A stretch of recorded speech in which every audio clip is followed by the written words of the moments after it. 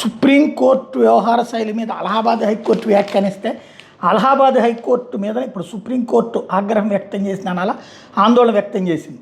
అలహాబాద్ హైకోర్టులో అపరిష్కృత వ్యాజ్యాల సంఖ్య భారీ స్థాయిలో పెరిగిపోవడం మీద సర్వోన్నత న్యాయస్థానం తీవ్ర ఆందోళన వ్యక్తం చేసింది. ప్రస్తుత పరిస్థితి తమను కలవరానికి గురి చేస్తోందని justice Prashant Kumar Mishra, justice A S Chandorkar ధర్మాసనం పేర్కొంది. దశాబ్దాల తరబడి పోగుబడిన వ్యాజ్యాల పరిష్కారానికి ఎలాంటి వినూత్న విధానాలు అనుసరిస్తారంటూ హైకోర్టును ప్రశ్నించింది. సోదరుని కాల్చి చంపిన కేసులో కాన్పూర్ సెషన్స్ కోర్టు తనకు జీవిత ఖైదు విధించడానికి సవాల్ చేస్తూ విజయ్ సింగ్ అనే వ్యక్తి 1985లో అలహాబాద్ హైకోర్టులో అప్పీల్ దాఖలు చేశాడు. ఏడాది ఫిబ్రవరి 9న దాన్ని హైకోర్టు కొట్టివేయడంతో సుప్రీంకోర్టు ఆశ్రయించాడు.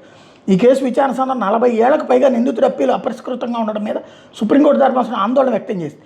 అలహాబాద్ హైకోర్టు అసాధారణ జాప్యం చేయడంపై తీవ్ర అసంతృప్తి వ్యక్తం చేసింది. 1983 నవంబర్లో అరెస్ట్ అయ్యే సమయానికి నిందితుడు విజయ్ సింగ్ వయసు 28 ఏళ్ళు.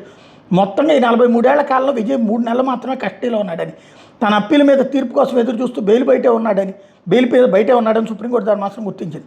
ప్రస్తుత విచారణ నేపథ్యంలో 71 ఏళ్ల ఆ నిందితుడి బెయిల్ని కొనసాగించాలని నిర్ణయించింది. అలహాబాద్ హైకోర్టులో భారీగా కేసులు పోగుపడడంతో త్వరితగతిన విచారణ జరిపేలా ఆదేశాలు ఇవ్వంటూ పిటిషనర్లు సుప్రీంకోర్టును ఆశ్రయిస్తున్నారని ఈ సందర్భంగా ధర్మాసనం వ్యాఖ్యానించింది.